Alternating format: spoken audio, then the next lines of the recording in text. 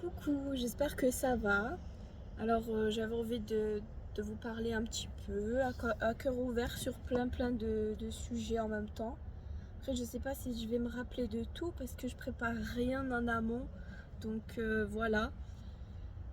Tout d'abord, j'avais envie de vous dire que je suis contente parce que j'ai eu la RQTH. Pour ceux qui attendaient la décision, je suis vraiment contente de vous dire que voilà, j'ai été acceptée, j'ai la reconnaissance en qualité de travailleur handicapé. Il me semble qu'on dit ça comme ça, qui va pouvoir me faire bénéficier de certains avantages de travail, d'aménagement, de travail, etc. par rapport à ma problématique.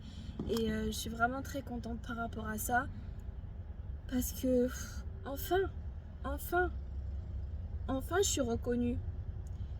Vraiment, c'est compliqué quand on a une maladie invisible, quand on a un handicap invisible, de se dire que voilà, les gens, ils nous prennent pas au sérieux parce qu'ils nous voient comme ça, normal, machin. Mais s'ils savaient ce qui se passe dans ma tête, ou dans notre tête, parce que je sais qu'il y en a beaucoup d'entre vous qui se reconnaissent en moi. Donc je suis très contente que vous puissiez comprendre, pardon, mais en même temps triste parce que c'est vrai que moi j'aurais souhaité ça à personne, vraiment, de vivre ce genre d'état d'esprit, à tout le temps se sentir oppressé, stressé par tout le monde. Ça fait chier, vraiment littéralement ça fait chier. Et d'autant plus que en ce moment, là ça faisait 4 mois et demi que je n'avais pas pris de médicaments. D'anxiolytique j'entends bien parce que c'est vrai que voilà, ça fait depuis le 11 janvier que j'ai arrêté. Là on est en fin mai, donc oui ça faisait quasiment 5 mois. Mais j'ai un petit peu revu les choses dans le sens où je me suis dit, bon, est-ce qu'on va pas finalement pas trop diaboliser ces médicaments-là, parce que c'est vrai que j'ai eu tendance à les diaboliser. Ma psychologue m'a dit faire attention quand même parce que c'est vrai que j'ai arrêté d'une manière brusque. Après, c'est pas trop brusque pour moi dans le sens, comme j'ai dit dans la précédente vidéo, c'était réfléchi, j'ai eu un déclic, etc. Et je le pense toujours que les médicaments, ça a tendance à endormir le cerveau. Mais de temps en temps, je vous avoue, c'est peut-être mal ce que je vais dire, mais de temps en temps, d'en prendre un comme ça fait quand même du bien. Ça permet de se calmer. Il faut savoir que moi, j'ai quand même pas mal d'anxiété, de boules en fait dans le ventre. J'ai une boule, genre comme un nœud tout le temps qui se forme. Et quand je vais parler, je vais avoir les idées qui vont aller dans tous les sens. C'est n'importe quoi. Et parfois même, je me dis que j'avais beaucoup de mal à vous faire des vidéos depuis que j'avais arrêté en fait. C'était très dur pour moi. Déjà en décembre, comme je vous avais dit, c'était un mois assez compliqué, puis j'avais pas envie de faire de vidéos. Là, c'est pas vraiment que j'en ai pas envie, mais c'est que je suis bloquée par mon cerveau qui m'auto-sabote. Et je dis mon cerveau parce que c'est pas que je différencie les deux, hein, mais pour vous dire que j'ai l'impression que moi je donne tout ce que je peux pour voilà, me dire que je vais aller de l'avant, que ok, là je vais faire ça, ça, ça. Et en ce moment, je me suis donné beaucoup d'objectifs, sachant que c'est quand même une bonne chose que je fais une formation en ce moment qui fait que je vais de l'avant, une formation qui me fait très plaisir, qui me permet de m'aider sur pas mal de points. Et j'en suis vraiment très contente de ça. Mais à côté de ça, oui, ça demande beaucoup d'énergie mentale, de problèmes, de, d'implication, de concentration, et parfois je ne l'ai pas toujours. Et j'ai remarqué aussi que j'étais ma pire harceleuse, j'étais ma pire, comment on appelle ça, ma pire, vous voyez, chef d'équipe trop méchante. Ben voilà, je suis ma propre chef d'équipe trop méchante en fait. Et je me rends compte que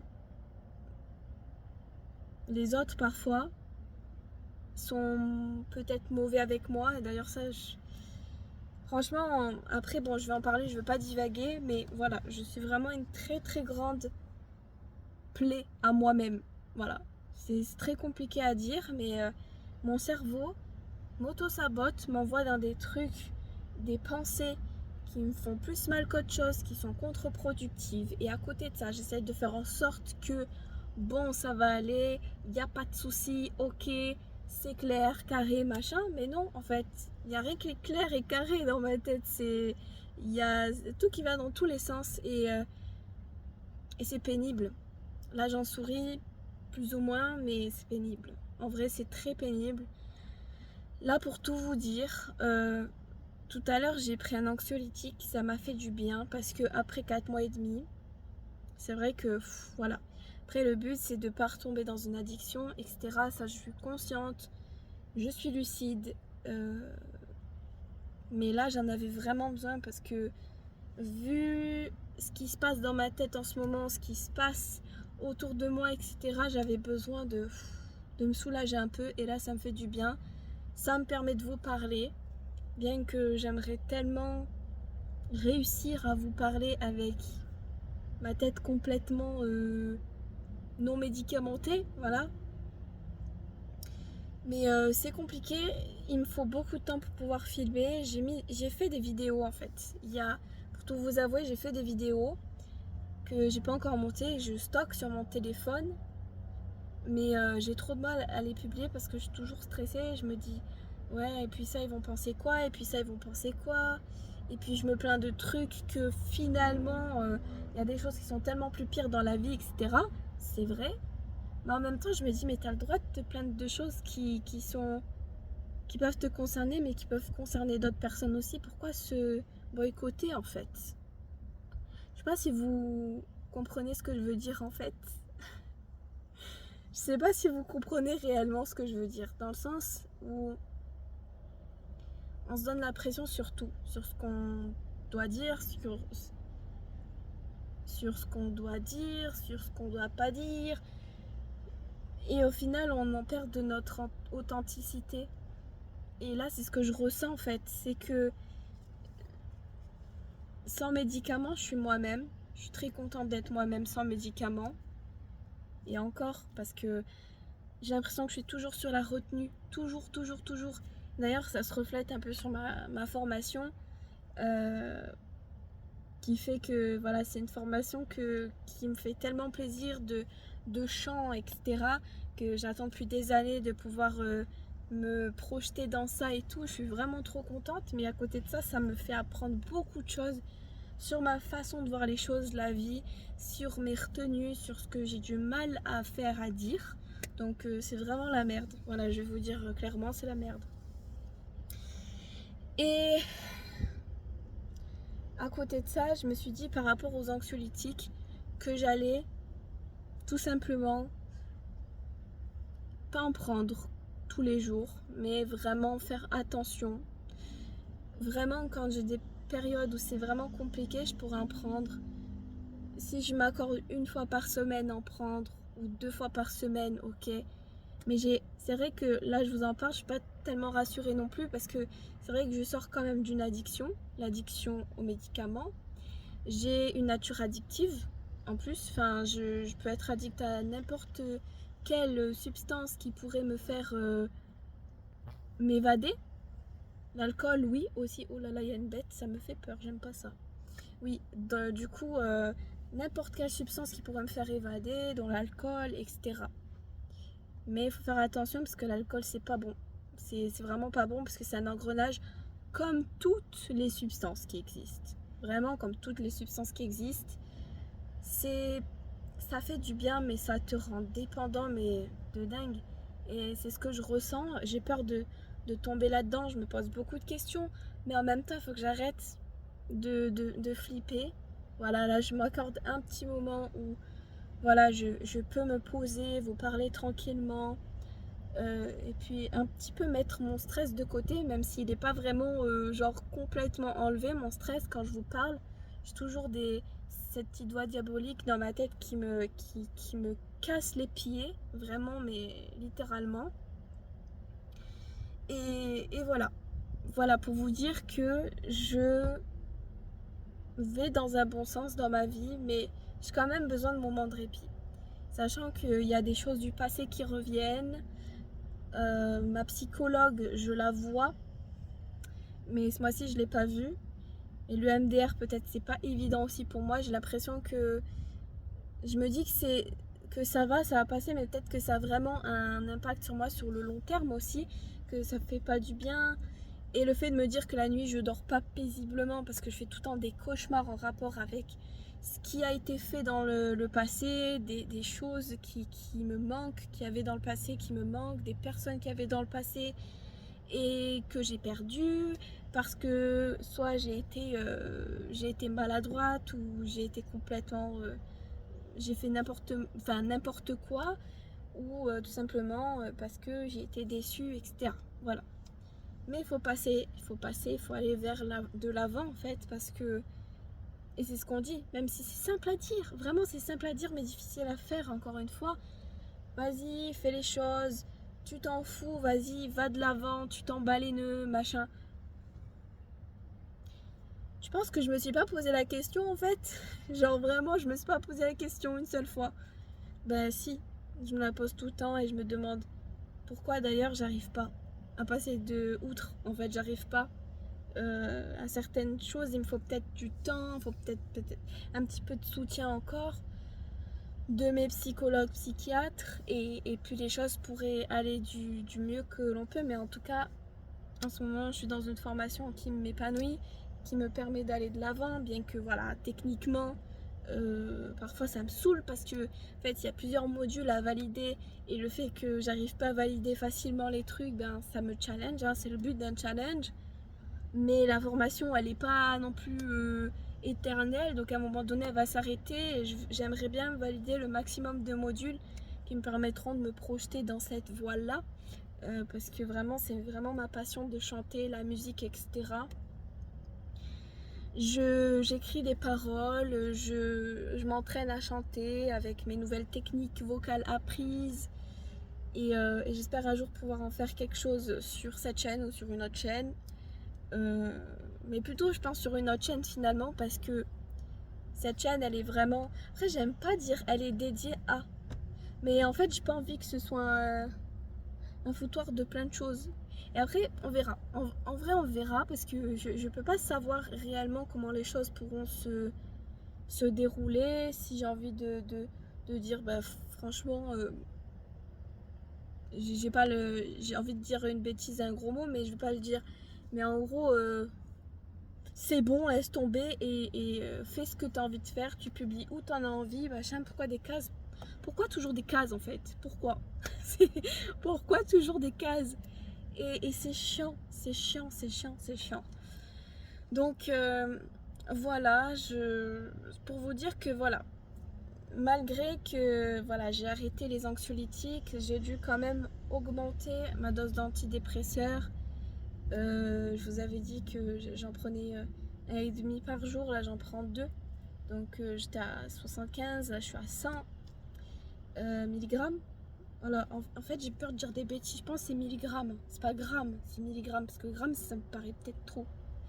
Et voilà, j'ai remonté la dose, parce que oui, avec tous ces cauchemars, toutes ces pensées insupportables qui m'empêchent de vivre en fait, de faire des choses, de juste me laisser aller, ne pas avoir peur de m'exprimer, de me dire que voilà, les gens, s'ils sont pas d'accord avec moi, ils ont le droit de le dire, mais qu'ils le disent de manière posée. Et s'ils sont méchants avec moi, c'est que, en fait, c'est qu'ils sont pas censés, enfin, ils sont pas bienveillants. Et donc, est-ce que c'est de la faute de ma personne? Non, c'est pas la faute de ma personne, c'est la faute de ces personnes-là qui disent de la merde, quoi. Voilà. Mais c'est vrai que j'ai vraiment tendance à être très très impactée par, et c'est ma vulnérabilité, hein, c'est mon hypersensibilité, c'est beaucoup de choses. Je veux pas me définir que comme ça parce que j'ai beaucoup plus de choses à montrer, mais c'est vrai que du fait que je sois sensible de tout, ce qu'il y a autour de moi, tout ce qui peut se passer dans le monde actuellement aussi. Et je vous en avais parlé dans une vidéo il y a quelques mois en arrière, que genre j'étais très heurtée, très sensibilisée mentalement par ce qui se passe autour de moi.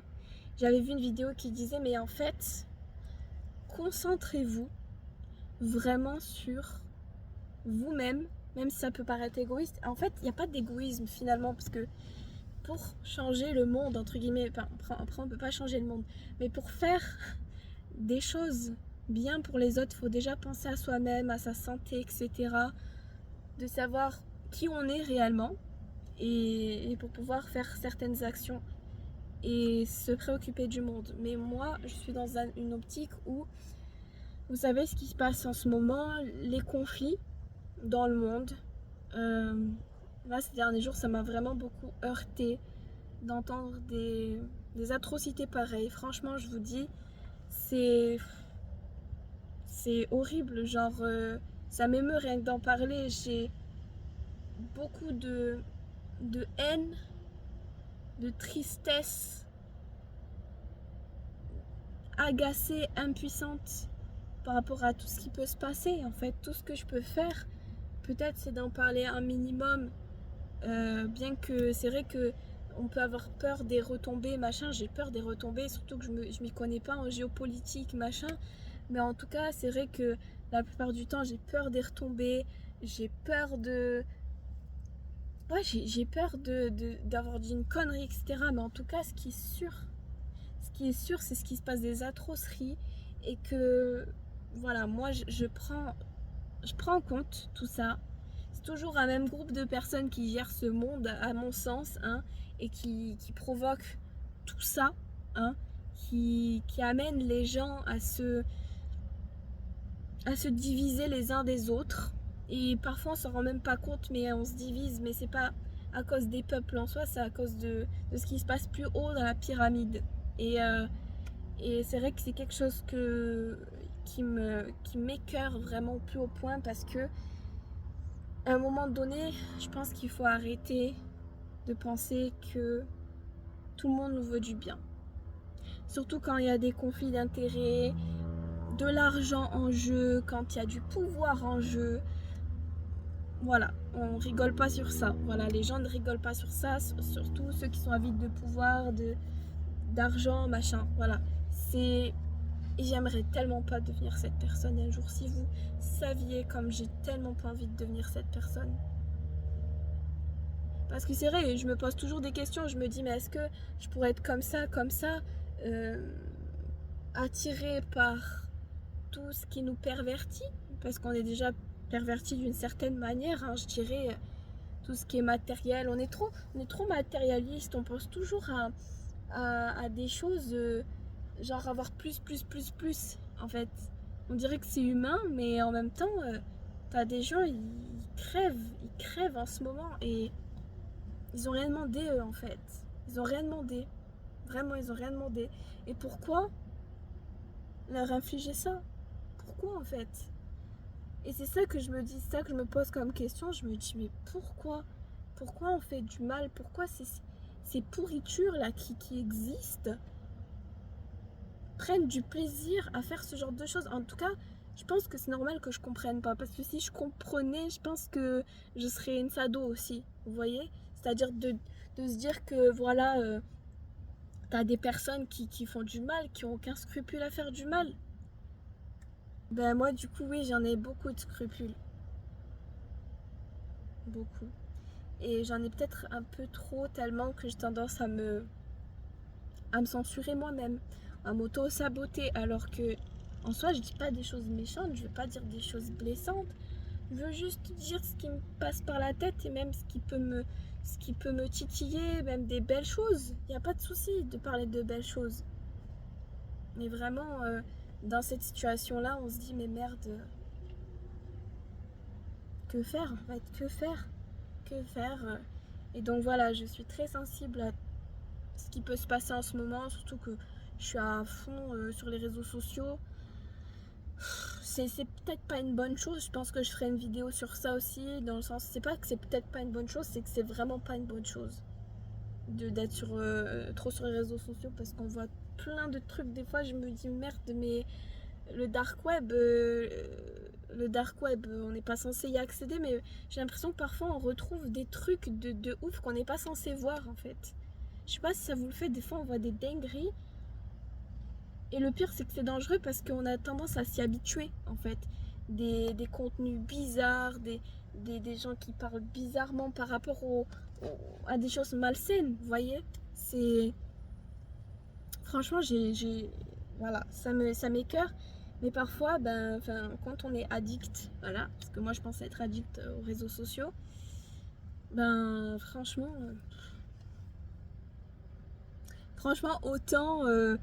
autant se couper du monde et voilà. Mais bon, c'est vrai que pour moi c'est un peu difficile, sachant que j'aime bien faire des vidéos, j'aime faire de la musique et un jour probablement que je vais me montrer donc sur les réseaux sociaux, parce que les réseaux sociaux c'est un moyen de communication, etc. Donc voilà.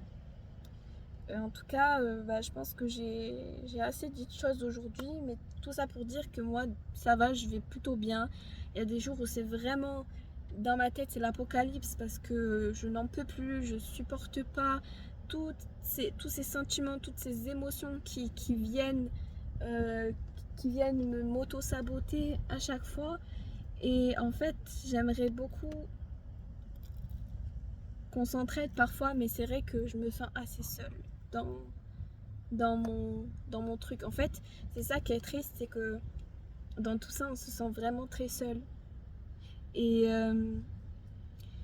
on a beaucoup de pensées, beaucoup de mal-être, et on aimerait que les gens qui sont avec nous autour de nous, ils nous comprennent totalement, qui réagissent comme on veut tout le temps, mais en fait, chacun ses pensées. Chacun a ses propres pensées, en fait. On peut pas forcer quelqu'un à avoir les mêmes pensées que toi ou avoir la même perception des choses que toi. Voilà. Donc, je pense que voilà, ça sera tout pour cette vidéo. Je pense que j'ai assez parlé. Je ferai en sorte de revenir, voilà, pour vous donner un petit peu des nouvelles sur mes soins, sur même d'autres choses, comme j'ai dit dans la dernière vidéo.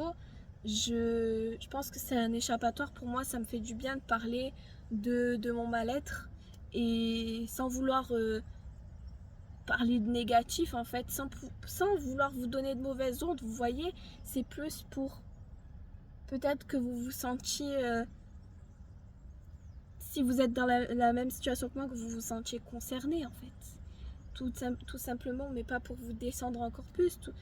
En fait, je veux vous dire que voilà, dans la vie, il y a toujours de l'espoir, que malgré que c'est la merde parfois, qu'on est au bout de notre vie, il faut vraiment penser que il y a des choses qui peuvent nous remonter et qu'on s'y attend pas. Moi, il y a un an de ça, j'étais au plus bas de ma vie. Et là, j'ai quand même des choses dont je ne peux pas me plaindre actuellement, en fait. Je ne peux pas me plaindre. Et surtout de la formation que j'ai, qui est vraiment quelque chose que je rêvais depuis tant d'années, que j'avais laissé la musique de côté alors que c'est vraiment ma passion. Je suis vraiment très contente, en fait. Vraiment très très contente d'avoir évolué. Mais parfois, il faut se poser, rétrospecter et se dire voilà, qu'est-ce que j'ai fait, où j'en étais l'année dernière, ou il y a 2 ans, etc. Et de voir les évolutions d'aujourd'hui. Et en fait, parfois c'est dur parce qu'il y a des gens qui peuvent se dire ah, mais moi j'ai pas du tout évolué. Mais peut-être parce que aussi c'était pas le moment encore. Faut se laisser le temps. On est trop dur avec nous-mêmes. On est vraiment trop dur avec nous-mêmes. C'est dans l'abus en fait. Et moi la première. Franchement, moi la première, je suis ingérable quoi. Émotionnellement, c'est compliqué, voilà. Donc voilà, tout ça pour dire que on évolue dans la vie, il va y avoir des hauts, des bas, comme là en ce moment, dans ma courbe, j'ai un petit bas, voilà, j'ai un tout petit bas, mais ça va remonter, ça va aller mieux.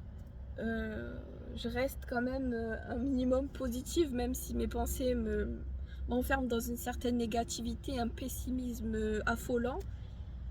Mais là, voilà, pour vous dire que il y a toujours de l'espoir et vraiment de là où j'en suis arrivé. Je sais pas si vous suivez le début de ma chaîne, si vous voyez comment j'étais au début de ma chaîne et maintenant, je sais pas si vous verrez une évolution de ouf, mais moi en tout cas, je sais que j'ai évolué. En tout cas, intérieurement, j'ai évolué. Je me suis pris des claques dans la gueule, je me suis ramassée. Franchement, j'ai appris beaucoup de choses, surtout cette dernière année. Mais voilà, je vais en apprendre encore plus et ça va pas toujours être simple.